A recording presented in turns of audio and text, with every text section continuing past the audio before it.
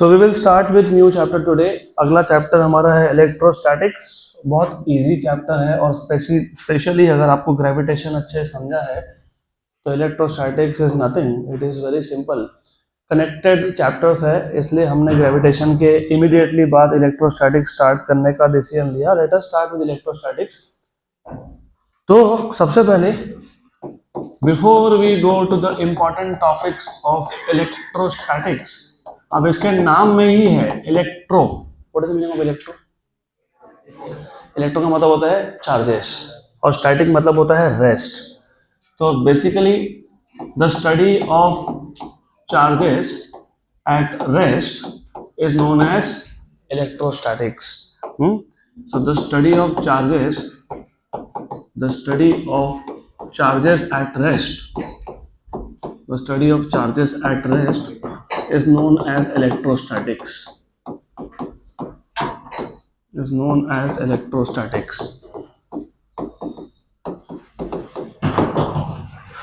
अब ये जो इलेक्ट्रोस्टैटिक्स चैप्टर है इसमें हमको क्या क्या सीखना है, तो first of all you need to understand that electrostatic deals with charges at rest, और नाम में ही है फोर्सेस बिटवीन देम। हमारे पास चार्जेस है जो रेस्ट पे है, ये charges at rest will exert force on each other, also they produce electric fields, also there is something called as potential.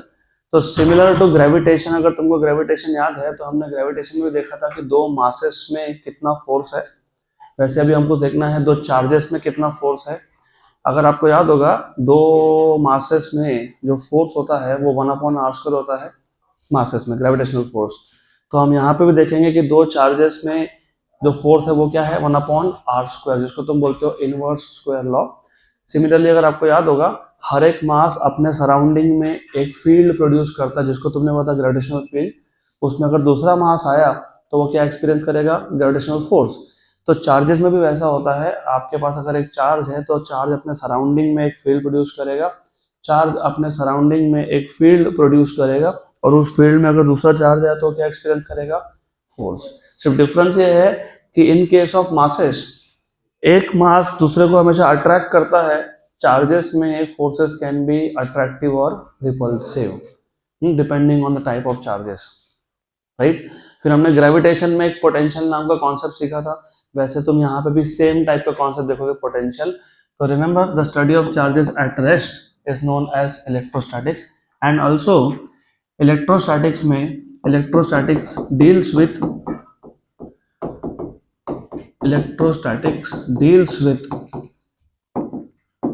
deals with charges at rest, forces between them,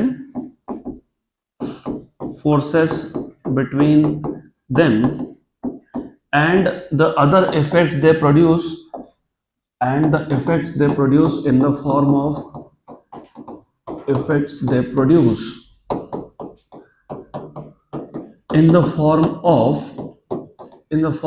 electric field and potential,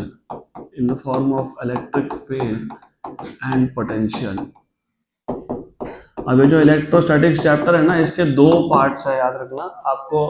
एक part 11th में है, 11th में सिर्फ introductory part है mostly, और एक part इसका आप 12th में सीखोगे।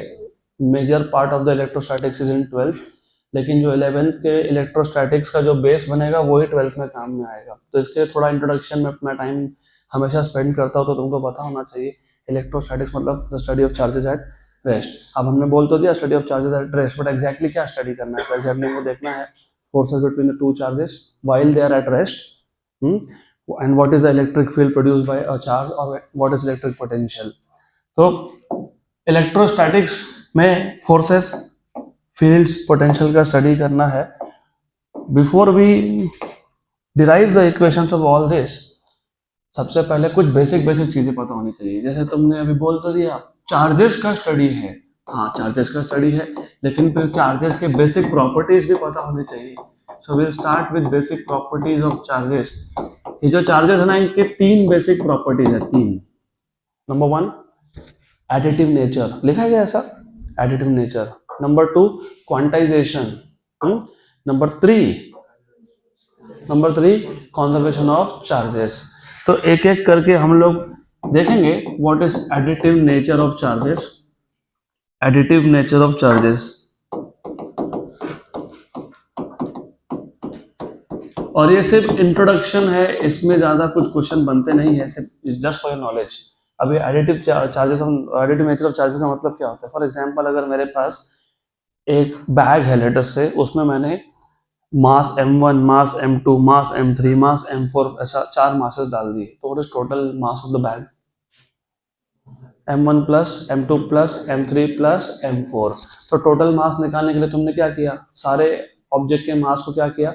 ऐड किया। तो यहाँ पे भी वैसा ही होता है। अगर हमारे पास लेटेस्ट से एक ऑब्जेक्ट है, सो लेटेस्ट से वी हैव एन ऑब्जेक्ट, मान लेते हैं कि इस ऑब्जेक्ट पे एक चार्ज है यहाँ पे Q1, दूसरा चार्ज है यहाँ पे Q2, तीसरा चार्ज है यहाँ पे Q3, और यहाँ पे चार्ज है Q4। तो total charge on this object is the algebraic sum of charges on all the parts of this object. तो charges are additive similar to masses. जैसे तुम टोटल मास निकालने के लिए सारे मासेस का सम करते हो, वैसे ही तुम टोटल चार्ज निकालने के लिए सारे चार्जेस का क्या करोगे? सम। तो चार्जेस आर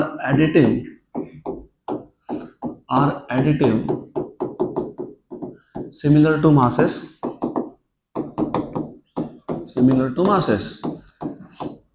तो टोटल चार्ज, अभी इंपॉर्टेंट है बहुत basic idea.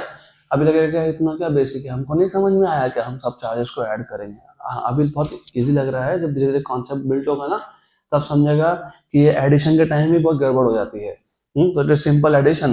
The total charge on any object is the algebraic sum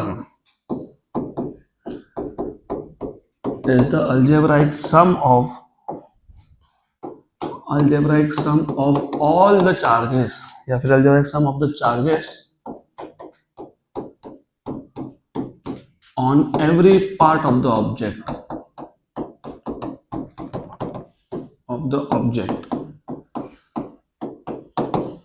good, right. लेकिन सिर्फ यहाँ पे डिफरेंस ये है कि जब तुम मास को ऐड करते हो, फॉर एग्जांपल मैंने आपको अभी एग्जांपल दिया था कि एक बैग में तुमने 4 मासेस डाल दिए, अज्यूमिंग कि बैग का खुद का मास नहीं है, पहले ऑब्जेक्ट का मास 5 किलोग्राम है, दूसरे का 10 किलोग्राम है, तीसरे का 15 किलोग्राम है, चौथे का 20 किलोग्राम है। What is total mass?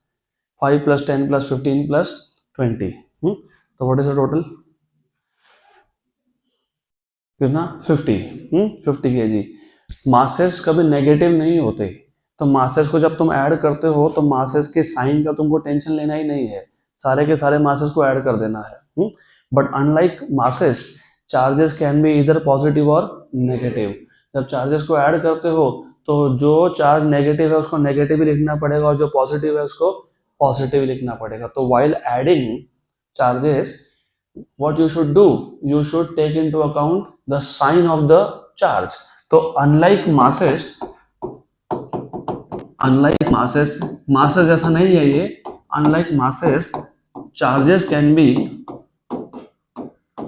either positive or negative,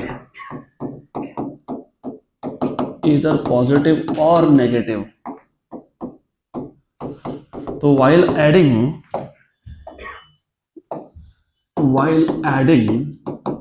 charges or while taking algebraic sum, we need to take into account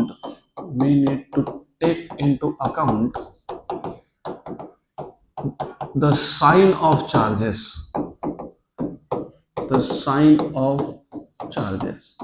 अब इससे क्या हुआ पता है? इससे ये भी हुआ, मैं एग्जांपल देता हूँ आपको। फॉर एग्जांपल अगर मेरे पास 4 मासेस है, लेटेस्ट से 2 मास है, चलो 3 लेते हैं, 3 मासेस है, 2 मास है 5-5 किलोग्राम का और एक है 10। तो व्हाट इज टोटल मास? 20। अब जब चार्जेस की बात करोगे तो इमेजिन मेरे पास 2 चार्जेस है +5 और एक चार्ज है -10, तो व्हाट इज टोटल? 0। तो ये याद रखना कि अलजेब्राइक सम ऑफ मासेस कभी 0 नहीं होता है, लेकिन algebraic sum of charges can be 0। So therefore algebraic sum of charges can also be zero, can also be zero. Masses के केस में होता नहीं है जीरो। तो इसका मतलब पता है क्या होता है, अभी बहुत बेसिक आइडिया है लेकिन इससे पता है क्या होता है, अगर मेरे पास मासेस है तो मासेस का ग्रेविटेशनल फील्ड कभी जीरो नहीं हो सकता, क्योंकि टोटल मास कभी जीरो नहीं होता। लेकिन चार्जेस में अगर दो मेरे पास +5 कूलम के चार्ज है और एक -10 है तो सम क्या हो गया, जीरो। तो वो टोटल सिस्टम, तीन चार्ज का सिस्टम जो इलेक्ट्रिक फील्ड प्रोड्यूस करेगा वो पता है क्या होगा, जीरो। तो मैंने इसलिए बोला था कि दिखता बहुत सिंपल है, एडिटिव नेचर, एडिशन करना है, लेकिन एडिशन करने के बाद अगर रिजल्टेंट जीरो आ गया तुम्हारा तो इलेक्ट्रिक फील्ड भी जीरो हो गया। तो ये भी देखना पड़ता है, इलेक्ट्रिक फील्ड जीरो हो गया तो वो पूरा सिस्टम, पूरा का पूरा सिस्टम किसी और चार्ज पे फोर्स लगा नहीं पाएगा, क्योंकि उसका इलेक्ट्रिक फील्ड क्या है, जीरो है। तो ये था पहला basic property, additive nature of charges, this is sufficient. दूसरा है quantization of charges. Quantization of charges,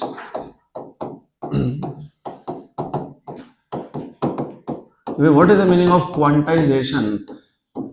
quanta का मतलब होता है स्मॉल स्मॉल पैकेट्स, जैसे इवन लाइट, जब तुम लाइट की बात करते हो ना, लाइट ये कंटिन्यूस नहीं है, light is in the form of small small packets of energy, जिसको तुम फोटॉन बोलते हो, फोटॉन। तो सिमिलरली चार्जेस, हमको ये समझना है कि फंडामेंटल मतलब सबसे छोटा चार्ज कितना। तो एक बहुत फेमस एक्सपेरिमेंट है जो आपको सिलेबस में नहीं है, सिर्फ बस उसका नाम पता होना चाहिए, उसको बोलते हैं मिलिकन्स ऑयल ड्रॉप एक्सपेरिमेंट। तो मिलिकन नाम का साइंटिस्ट था, उसने एक एक्सपेरिमेंट किया। उस एक्सपेरिमेंट में समझा कि जो सबसे छोटा चार्ज है, the smallest charge is 1.6 × 10⁻⁻19 coulomb, that is charge on electron और प्रोटॉन। तो according to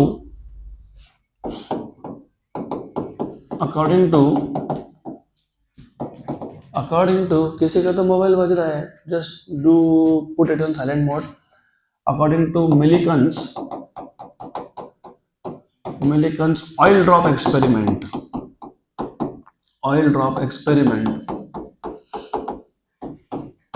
the smallest charge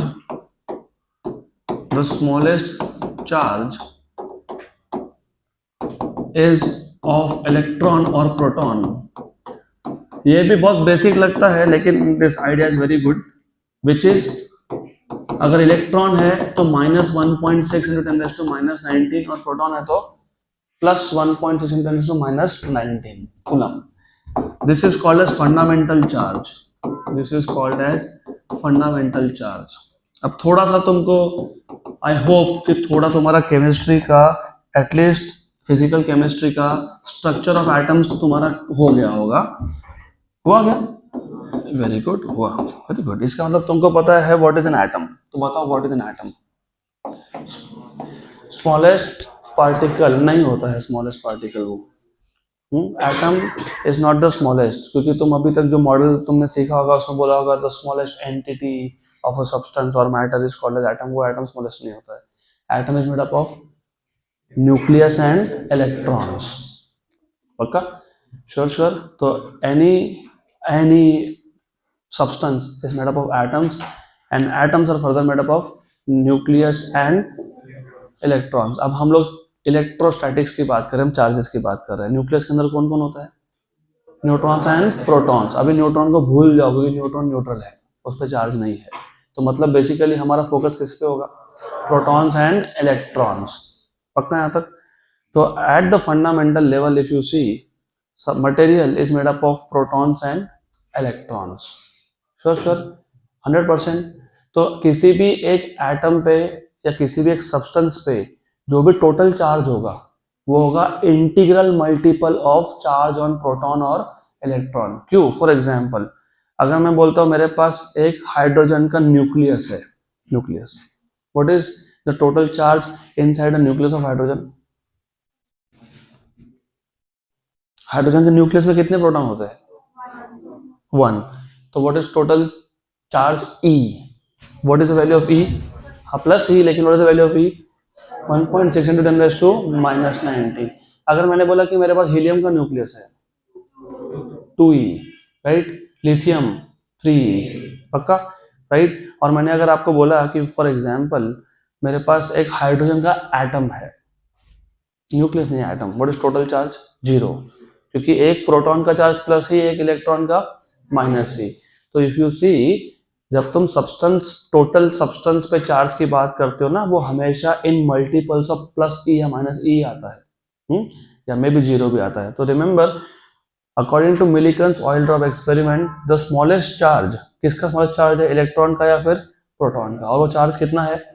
1.610⁻⁻19। और इसको क्या बोल दिया हमने? Fundamental charge.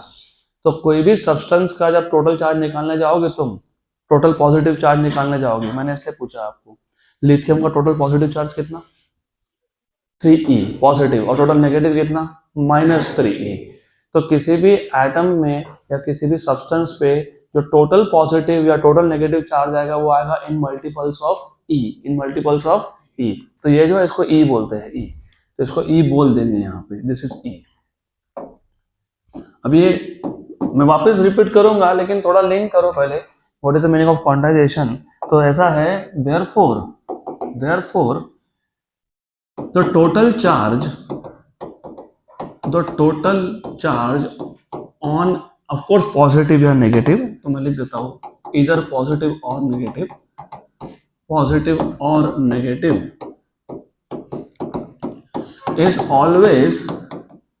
is always an integral multiple of E, is always an integral multiple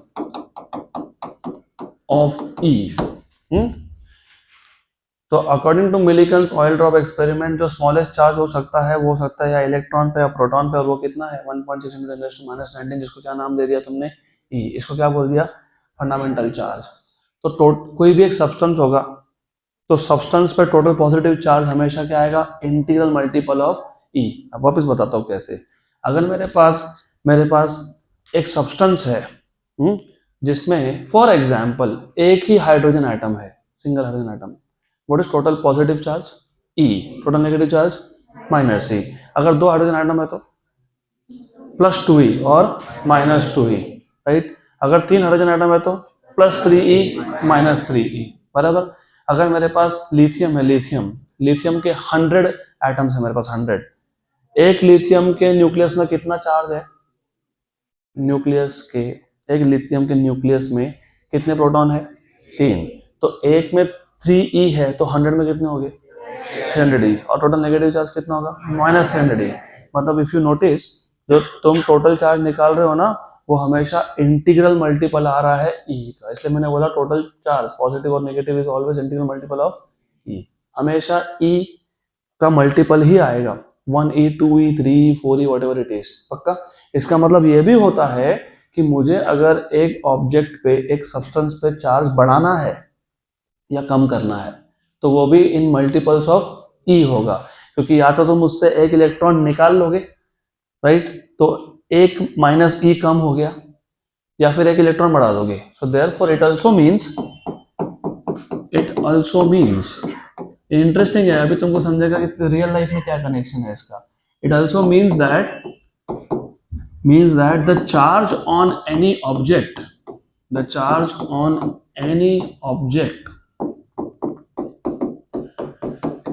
can be increased or decreased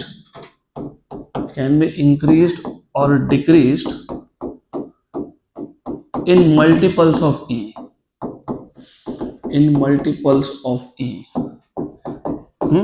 तो जब तुम मोबाइल फोन चार्जिंग करते हो या तुम किसी भी चीज का चार्जिंग करते हो, तो तुमको पता है चार्जिंग का मतलब क्या होता है? तुम उस ऑब्जेक्ट पे, उस बैटरी पे इलेक्ट्रॉन्स डाल रहे हो। अगर एक इलेक्ट्रॉन डाला तो चार्ज कितने से बढ़ा? -e से। और अगर 2 डाले तो -2e, 3 डाल दिए तो बस वही तो लिखा मैंने कि किसी भी ऑब्जेक्ट पे चार्ज अगर तुमको इंक्रीज या डिक्रीज करना है तो वो मल्टीपल ऑफ ई में होगा। आप ऐसा नहीं बोल सकते नहीं मेरे को आधा इलेक्ट्रॉन चाहिए, तो you can not have -e/2। तो जब चार्जिंग होगा या डिस्चार्जिंग होगा तो चार्ज बढ़ेगा या चार्ज कम होगा, लेकिन वो होगा इन मल्टीपल्स ऑफ ई। गुड। तो इसको बोलते हैं क्वांटाइजेशन ऑफ चार्जेस। क्वांटाइजेशन का मतलब होता है कि चार्जेस आर स्मॉल पैकेट्स, और हर एक पैकेट का साइज सेम है, 1.6 × 10⁻⁻19। तुमको अगर चार्ज को कम करना है या बढ़ाना है तो इस पैकेट से कम में काम नहीं होगा। जैसे फॉर एग्जांपल फॉर एग्जाम्पल तुमको भूख लग गई, तुम ग्रोसरी स्टोर पे गए, तुम बोले वो बिस्किट का पैकेट दे दो, तो बोलेगा कौन सा चाहिए, 50 वाला चाहिए, 20 वाला चाहिए, 10 वाला चाहिए, 5 वाला चाहिए। फॉर एग्जाम्पल बोलोगे नहीं बस 5 वाला ही चाहिए। फिर तुमने पूछा अरे आधा मिल सकता है क्या, बोलेगा नहीं मिल सकता। वैसा ही है, वो भी एक पैकेट था, ये भी एक पैकेट है। रियल लाइफ से कनेक्ट करना पड़ेगा, नहीं तो ये थ्योरी है, थ्योरी याद रखने के लिए ना हमको रियल लाइफ से कनेक्ट करना पड़ता है। तो सिमिलरली चार्जेस भी क्वांटाइज्ड है, मतलब चार्जेस का एक पैकेट साइज है, उससे छोटा नहीं हो सकता है वो। तुम 5-5 के 2 बिस्किट के पैकेट ले लो चलेगा, तुम ई के 2 इलेक्ट्रॉन ले लो तो चलेगा। आधा नहीं मिलेगा तुमको, तो हाफ नहीं मिलने वाला है। तो ये तो सेकंड प्रॉपर्टी। तीसरा है कंजर्वेशन ऑफ चार्जेस। तीसरा प्रॉपर्टी क्या है, कंजर्वेशन ऑफ चार्जेस। अब what is the meaning of conservation? जैसे तुमको याद होगा, तुमने कंजर्वेशन ऑफ एनर्जी भी देखा था। Energy can neither be created nor be destroyed. Energy can neither be created nor be destroyed. अब ये फोन सीधा जाएगा नीचे। मैं 3 बार बोल चुका हूँ कि जब तुम क्लास में आते हो फोन साइलेंट और बैग के अंदर, फोन का डेस्क पे काम नहीं है, अभी के अभी अंदर रखो या तो सीधा बाहर फेंक दूंगा उसको मैं इमीडिएटली। सबका फोन साइलेंट पे होना चाहिए और बैग के अंदर होना चाहिए, कोई यूज नहीं मोबाइल क्लास के अंदर। तो कंजर्वेशन ऑफ चार्जेस का भी वैसा ही है। Electric charge can neither be created nor be destroyed. इसका मतलब total charge is always constant. हाँ, लेकिन charge can be transferred from one body to another body, or it can be transferred from one part of the object to another part. Remember, बहुत simple है। तो it states that charges can neither be created nor be destroyed. So it states that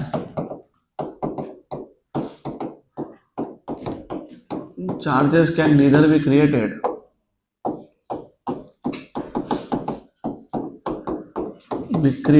nor be destroyed.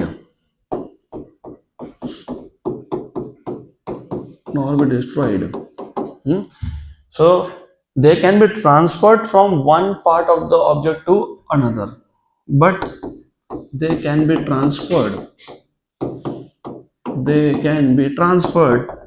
ये तुमने school में experiment किया हुआ है, charges का ट्रांसफर। बताता हूँ कैसे। they can be transferred from one part of the object यहाँ पे गड़बड़ करना बंद करो। they can be transferred from one part of the object to another part। इसका मतलब ये भी होता है that the total charge on an isolated system is constant। isolated system मतलब फॉर एग्जाम्पल देता हूँ मैं आपको। आपने स्कूल में ये बहुत बार किया होगा, आप छोटे छोटे पेपर के टुकड़े करते हो, उसके पास में स्केल को रखते हो, अट्रैक्ट नहीं होता है, फिर वो स्केल ही उठाते हो और अपने ही सिर पे उसको ऐसा घिसते हो और फिर स्केल रखते हो और फिर वो अट्रैक्शन। हाँ, वो इसलिए हुआ। और भी एक फेमस एग्जाम्पल है एक ग्लास रॉड का और सिल्क क्लॉथ का। तो you take a glass rod, जैसे scale is a glass rod, and you take a silk cloth, कपड़ा, और उस ग्लास रॉड पे तुम सिल्क क्लॉथ को रब करोगे। उसके बाद फिर वही ग्लास रॉड अगर तुम स्मॉल पीसेस ऑफ पेपर के पास में रखोगे ना, इट स्टार्ट्स अट्रैक्टिंग। क्यों, क्या हुआ पता है इसमें ग्लास रॉड पॉजिटिव हो गया। क्यों पॉजिटिव हो गया? क्योंकि सिल्क से कुछ पॉजिटिव चार्ज किस पे आ गया, ग्लास रॉड। या उल्टा भी सोच सकते हो, ग्लास रॉड से कुछ नेगेटिव चार्ज कहाँ गया, सिल्क पे। अगर कुछ नेगेटिव चार्ज गया, वैसे ओवरऑल एक एटम में जितने इलेक्ट्रॉन्स होते हैं उतने ही प्रोटॉन्स होते हैं, है ना। तो ओवरऑल एक सब्सटेंस में जितने इलेक्ट्रॉन्स है उतने ही प्रोटॉन्स है। अगर कुछ इलेक्ट्रॉन चले गए तो ज्यादा चार्ज कौन सा है, पॉजिटिव। तो होता यह है कि ग्लास रॉड से कुछ नेगेटिव चार्ज कहाँ जाता है, सिल्क के पास। तो ग्लास रॉड क्या बन जाता है, पॉजिटिवली चार्ज। और वो पॉजिटिवली चार्ज रॉड अगर तुम पेपर के पीसेस के पास में लाओगे तो जो पेपर के पीसेस में इलेक्ट्रॉन्स है वो अट्रैक्ट होते हैं उसके पास, तो इसके लिए दे स्टार्ट अट्रैक्टिंग। तो ये एक्चुअली ऐसा होता है। तो रिमेंबर, अगर मैंने एक ग्लास रॉड लिया और उस पर सिल्क का क्लॉथ रब किया, तो चार्जेस ग्लास रॉड से कहाँ गए, सिल्क क्लॉथ के पास, लेकिन टोटल चार्ज तो कांस्टेंट है ना। तो therefore for an isolated system में यहाँ पे हमारे पास 2 ऑब्जेक्ट है, एक है सिल्क क्लॉथ और एक है glass rod.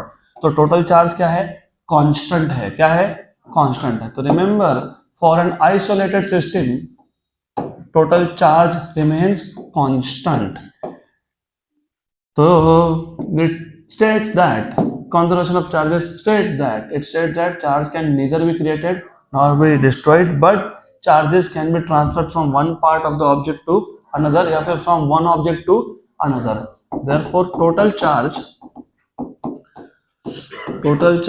on an isolated system, या फिर in an isolated system,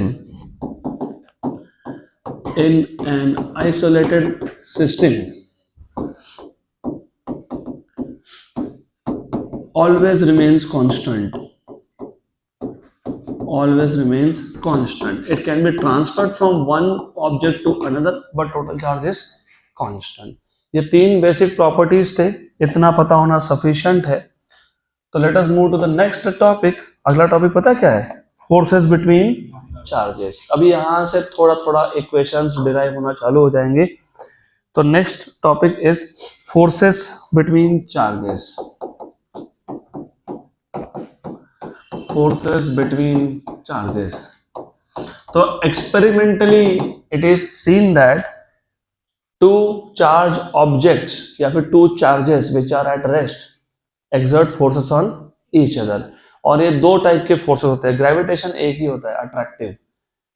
यहाँ पे इलेक्ट्रोस्टैटिक्स में there are two types of forces, attractive और repulsive, depending on the type of charges. अगर मेरे पास दोनों पॉजिटिव चार्ज हो या दोनों नेगेटिव चार्ज हो तो रिपल्सिव, अगर एक पॉजिटिव और एक नेगेटिव हो तो अट्रैक्टिव. गुड. तो जब दोनों पॉजिटिव या दोनों नेगेटिव थे तो तुम उसको बोलते हो लाइक चार्जेस. तो लाइक चार्जेस में क्या होता है? रिपल्शन. एक पॉजिटिव एक नेगेटिव है तो अनलाइक चार्जेस में क्या होता है? अट्रैक्शन. तो it is experimentally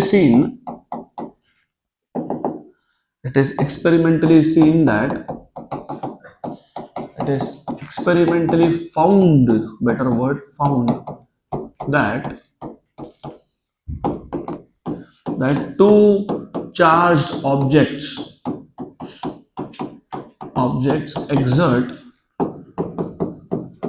exert forces on each other.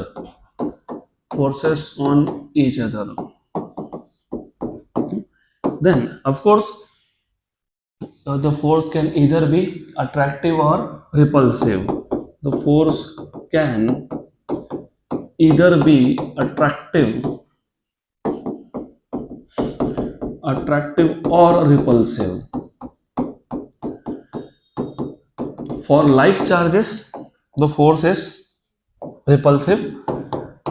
For like charges, like मतलब negative negative या फिर positive positive. For like charges the force is repulsive, and for unlike charges the force is positive.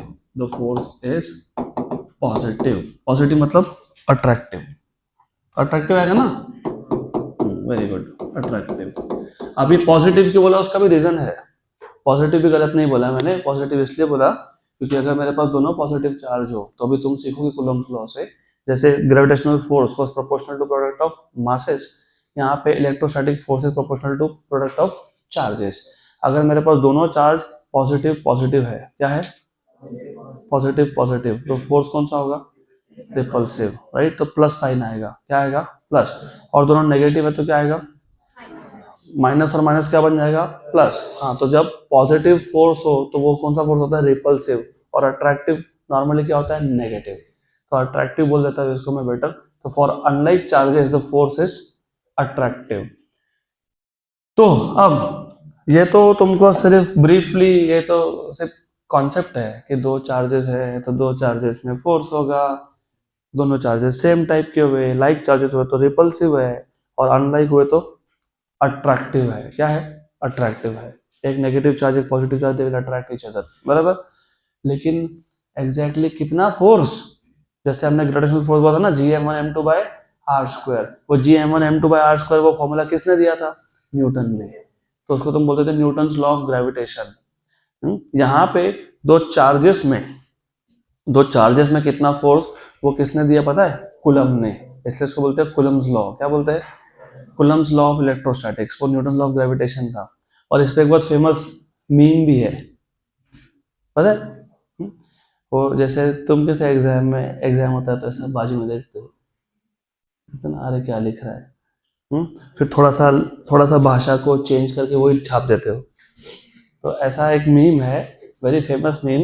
वो ऐसा meme था कि इधर Newton दिखाया था, न्यूटन, और न्यूटन एक फॉर्मूला लिख रहा है। न्यूटन ने लिखा G m1 m2/r², और कूलम उसके बाजू में बैठा हुआ है। कूलम ने उसको कॉपी किया, उसने लिख दिया K q1q2/r²। राइट। तो ये होता है force of gravitation between two masses. ये होता है फोर्स ऑफ रिपल्शन या attraction depending on charges between two charges. बराबर। तो अभी पता तो दिया मैंने तुमको, फॉर्मूला लिख दिया, बस अभी इसको स्टेटमेंट के फॉर्म में लिखना है। तो फोर्स एग्जैक्टली है कितना, हाँ वो अट्रैक्टिव है रिपल्सिव वो तो समझ में आ गया, लाइक चार्जेस है तो रिपल्सिव है, अनलाइक है तो अट्रैक्टिव, वो तो समझ में आ गया, लेकिन है कितना तो वो हमको बताया किसने, कूलम ने। अभी वो कूलम ने न्यूटन का कॉपी किया कि नहीं वो मेरे को नहीं पता, हाँ I will not say anything, but Coulomb's law हमको बताता है the force between two charges at rest is directly proportional to the product of magnitude of the two charges। magnitude क्योंकि मैं फिलहाल सिर्फ स्केलर फॉर्म की बात कर रहा हूँ, डायरेक्शन बाद में देख लेंगे। हम लोग फिलहाल सिर्फ फॉर्मूला की बात कर रहे हैं, मैग्नीट्यूड की बात कर रहे हैं, डायरेक्शन बाद में देखेंगे, जैसे ग्रेविटेशन में भी किया था। पहले सिर्फ लिखा हमने फॉर्मूला, फिर हमने बोला फोर्स तो वेक्टर क्वांटिटी है, उसका डायरेक्शन बताओ फोर्स का, वैसे यहाँ पे भी वैसा ही करेंगे। तो the force, कौन सा force between two charges at rest is directly proportional to the product of magnitude of charges and inversely proportional to square of distance between the two charges। So it states that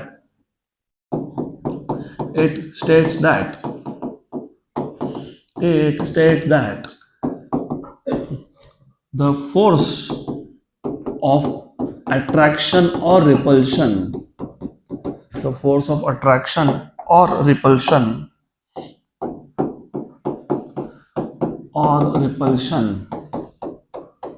between two charges at rest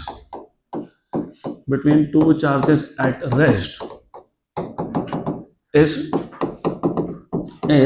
directly proportional to, अच्छा मैंने बोलना चाहिए था the magnitude of force, तो ठीक है, it states that the magnitude of force of attraction or repulsion between two charges at rest is directly proportional to, directly proportional किसको है, proportional to the product, हाँ लेकिन to the magnitude of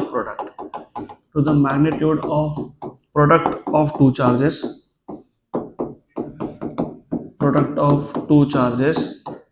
and inverse relation किसके साथ है, and inversely proportional to square of distance between them।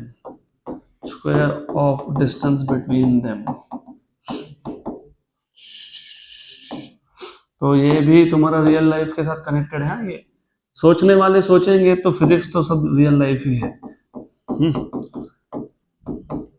ऐसा ही होता है ना, कैसा होता है, दो बहुत जिगरी दोस्त होते हैं, ऐसा वो बोलते हैं कि ये दोस्ती हम नहीं छोड़ेंगे,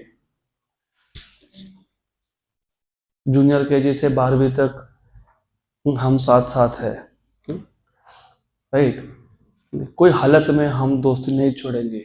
लेकिन 12th के बाद क्या होता है, ऐसा होता है कि जिसने अच्छी पढ़ाई कर ली अच्छे कॉलेज में गया, दूसरे सिटी में गया, जिसने नहीं किया वो बेचारा कहीं तो गया, कुछ तो किया।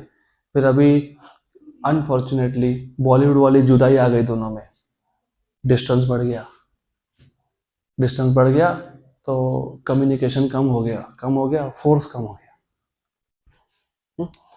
एक बार फोर्स कम हो गया ना, डिस्टेंस बढ़ेगा, inversely proportional to square of distance.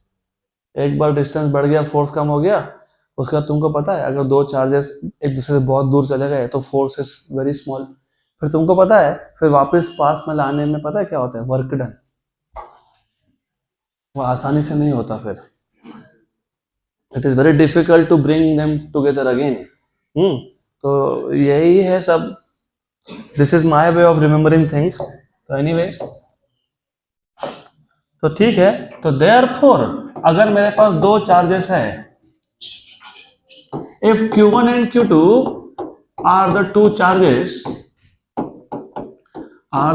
charges with separation r between them, distance between them is r, then the force is proportional to Q1 Q2 upon r square. पक्का पक्का, गुड गुड। ग्रेविटेशन में भी ऐसा ही था, F is proportional to m1 m2 by r square. यहाँ पे क्या है, Q1 Q2 bye r square. फिर तुमने ये जो प्रोपोर्शनलिटी हटाया तो क्या लिखा था, कांस्टेंट। वहां पे कांस्टेंट g था, यहाँ पे ये जो कांस्टेंट है इसको बोलोगे k, Q1 Q2 bye r square. और ये जो k है k, अभी देखो यहाँ से थोड़ा सा ग्रेविटेशन और इलेक्ट्रोस्टैटिक्स अलग हो जाएगा। अब यहाँ से ग्रेविटेशन में लॉज ऑफ मोशन याद करो, जब हमने फंडामेंटल फोर्सेस इन नेचर, जब वहां पे हमने एक एक फोर्स का कैरेक्टरिस्टिक देखा था, तो ग्रेविटेशनल फोर्स में हमने ऐसा बोला था कि gravitational force is independent of the intervening medium, और इलेक्ट्रोस्टैटिक्स में लिखा था it depends on the intervening medium. तो ये जो k है इसकी वैल्यू दो चीजों पर डिपेंड करती है, एक तुम कौन सा सिस्टम ऑफ यूनिट यूज कर रहे हो, ऐसा है कि CGS, नंबर 2 जो चार्जेस है उन दोनों में मीडियम कौन सा है, तो in which medium the charges are kept. So the value of k where k is constant of proportionality, k is constant of proportionality, the value of k depends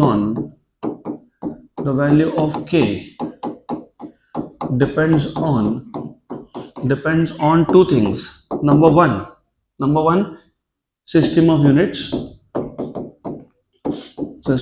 units, and number 2 the surrounding medium, मतलब the medium in which the two charges are kept, the surrounding medium। अगर surrounding medium air या vacuum है और अगर system of units SI है तो k की value आती है 1/4 पाई एप्सिलॉन 0, उसकी वैल्यू आती है 9 × 10⁹, वो बताऊंगा मैं। तो एनीवेज, तो पहले याद रखना ये k की वैल्यू किस पे डिपेंड करती है, SI यूनिट मतलब सिस्टम ऑफ यूनिट्स और surrounding medium. So if the charges are kept in air or vacuum, अगर तुम चार्जेस को एयर या वैक्यूम में रख रहे हो, and SI system is used, and SI system of units is used, then the value of k is,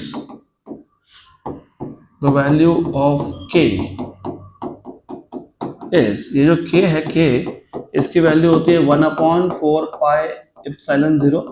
epsilon 0 को हम लोग बोलते हैं परमिटिविटी ऑफ फ्री स्पेस या फिर परमिटिविटी ऑफ वैक्यूम, वो कल वापस देखेंगे।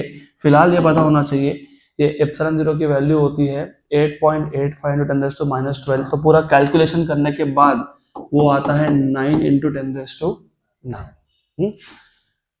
यूनिट्स निकालना बाकी है तो निकालता है यहाँ से। तो यहाँ से तुमको k का मिल गया, k what is k, Fr² upon Q1 × Q2।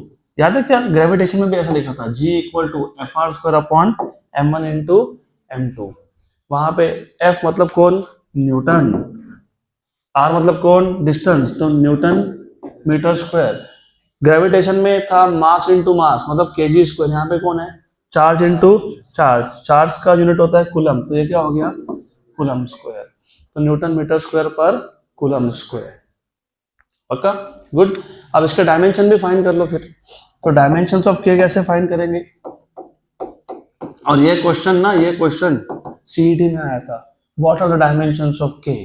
तो पता होना चाहिए k के डायमेंशंस मतलब फोर्स के डायमेंशंस इंटू डिस्टेंस का स्क्वायर के dimensions upon charge Q1 Q2 के प्रोडक्ट के dimensions. What are dimensions of force, m1 L1 T-2, और ये जो डिस्टेंस है ये वापस L है और उसका स्क्वायर है L2। अब प्रॉब्लम ये है कि चार्ज फंडामेंटल क्वांटिटी नहीं है, करंट फंडामेंटल क्वांटिटी है। तुमको याद है कि 7 फंडामेंटल क्वांटिटीज इन ऐसा system, length, mass, time, temperature, luminous intensity, amount of substance and electric current. Charge is not fundamental. तो अगर चार्ज फंडामेंटल नहीं है तो फिर चार्ज को करंट में कन्वर्ट करना पड़ेगा. What is current? Charge upon time. Charge upon charge upon charge upon time. बराबर. तो what is charge? Current into time. तो ये Q1 के लिए current into time, current into time IT, और दूसरे Q के लिए भी IT. बराबर. तो I²T². तो ये आ गया आपका M1 L3T -2, और ये 2 ऊपर आके -4, और ये I-2 हो जाएगा. क्या हो जाएगा? I-2. अभी किसी किसी बुक्स में I की जगह पे A लिखा है तो ठीक है, डजंट मैटर. गुड. पक्का पक्का sure. Current is charge upon time. Charge is current into time. ये T2 ऊपर गया तो T -2 -4 L3 M1 और I-2. These are the dimensions of K, which is constant of proportionality. पक्का पक्का श्योर. तो according to Coulomb's law, the force of attraction or repulsion between two charges at rest is directly proportional to magnitude of product of two charges and inversely proportional to square of distance between them. तो F is proportional to Q1 Q2 by R square. तो F equal to K Q1 Q2 by R square. ये K जो है वो constant of proportionality है जिसकी value depend करती है दो चीजों पे. Number 1 system of units used. Number 2 surrounding medium. तो अगर सराउंडिंग मीडियम एयर या वैक्यूम है और सिस्टम ऑफ यूनिट्स SI है तो इस K की वैल्यू क्या आती है? 9 × 10⁹ Newton metre square per coulomb square. और इसके डायमेंशंस क्या आते हैं? M1 L3 T -4 I-2. Good. तो बाकी का अभी हम कंटिन्यू करेंगे कल.